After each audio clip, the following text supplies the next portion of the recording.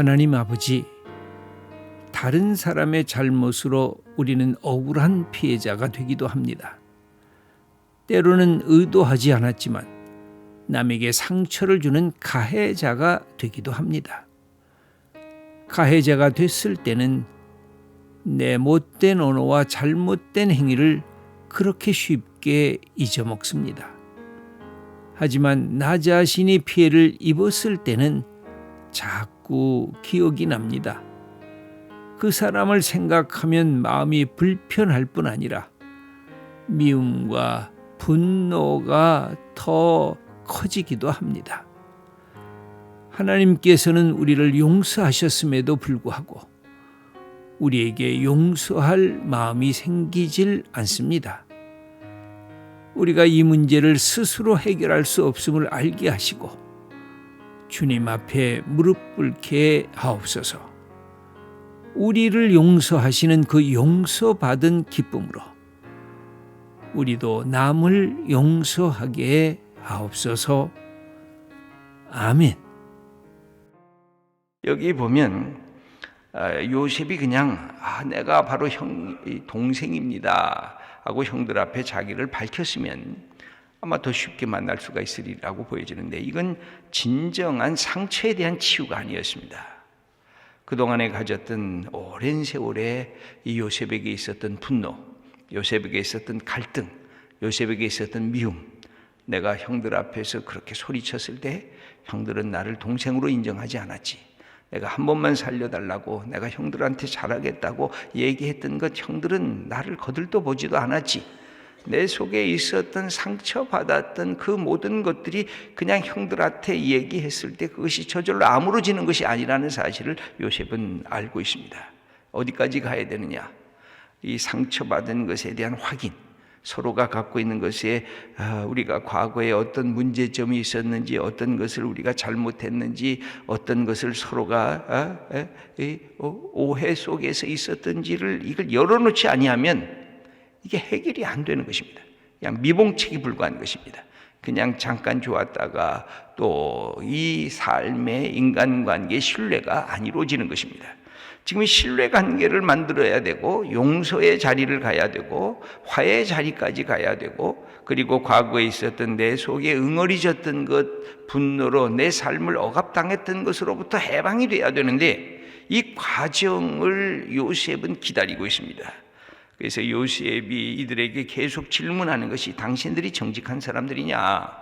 당신들의 말이 진실하냐? 당신들은 과거를 제대로 알고 있느냐? 하고 이렇게 몰아붙이고 있습니다. 이렇게 고난의 자리에 들어오니까 이렇게 이들이 지금 감옥에 들어가고, 이제는 이 형제들 중에 누군가는 여기에서 감옥 생활을 해야 되고 우리만 살아나도 이것이 무슨 기쁨인가 하고 서로가 갖고 있는 고난의 자리에 들어오니까 뭐가 기억이 납니까? 과거가 기억이 납니다. 과거에 잘된 것이 기억이 나는 것이 아니라 과거에 잘못했던 것들이 기억이 납니다. 참 이상합니다. 우리가 잘날 때, 잘 나갈 때, 모든 것이 풍요로울 때는 과거가 별로 기억이 안 나요. 그냥 지금이 좋으니까. 근데 지금이 내 실존이 흔들리면, 내 터전이 마구 뒤죽박죽이 되면, 내 삶의 자리가 위기와 위협 속에, 깊은 나락 속에, 저 깊은 심연 속에 빠져들게 되면, 근데 실존이 와, 이거 왜 이러지? 내가 왜 지금 이렇게 위험 속에 들어와 있지? 그러면서 뭐가 기억이 되냐면 과거가 기억이 됩니다. 그래서 뭐가 또 기억이 됩니까? 내 부족함이, 내가 갖고 있는 잘못이, 내 죄악이, 내 부끄러움이, 내가 하나님 앞에서 참으로 충성되지 못했던 내 인간의 삶이 새록새록 기억이 되는 것입니다. 오늘 본문을 보면 요셉은 그걸 의도하고 있습니다. 당신 형들이여, 당신이 내게 어떻게 했는가? 당신들이 좀 얘기해 줬으면 좋겠다.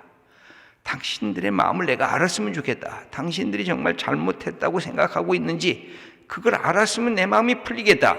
이런 마음으로 몰아가고 있습니다. 그랬더니 어떤 일이 벌어졌을까요?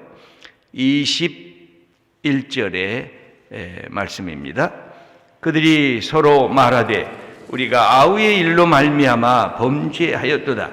그가 우리에게 애걸할 때 그 마음의 괴로움을 보고도 듣지 아니하였으므로 이 괴로움이 우리에게 임하도다. 여기에서 자기 자신들의 옛날의 기억이 나서 22년 전의 이야기가 기억이 났습니다. 맞아. 왜 갑자기 우리에게 이런 어려움이 생기고 우리에게 이런 고난이 생기지? 야, 우리가 아우의 일이 그때 우리가 범죄하고 우리가 정말 못된 짓 하지 않았느냐? 여기 그렇게 얘기 써 있습니다.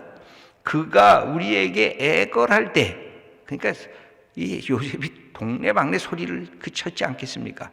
형들이 왜 이러세요? 내가 동생 아니에요. 나 좀 살려주세요. 내가 잘할게요. 나를 팔지 마세요. 나를 저 구덩석에 집어넣지 마세요. 그때 그 괴로움을 보면서도 마음이 연민이 안 생겼다는 겁니다. 마음의 국률이 안 생겼다는 것입니다.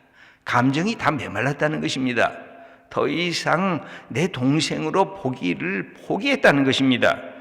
그랬더니 그 괴로움을 보고도 자기의 이 모습 속에서 자기를 되돌아볼 수 있도록 그렇게 요청을 했어요.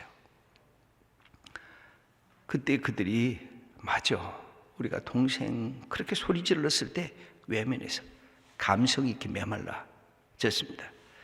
22절에도 같은 얘기가 나오는데 루벤이 그들에게 대답하여 이르되 내가 너희에게 그 아이에 대하여 죄를 짓지 말라고 하지 아니하였더냐? 그래도 너희가 듣지 아니하였느니라.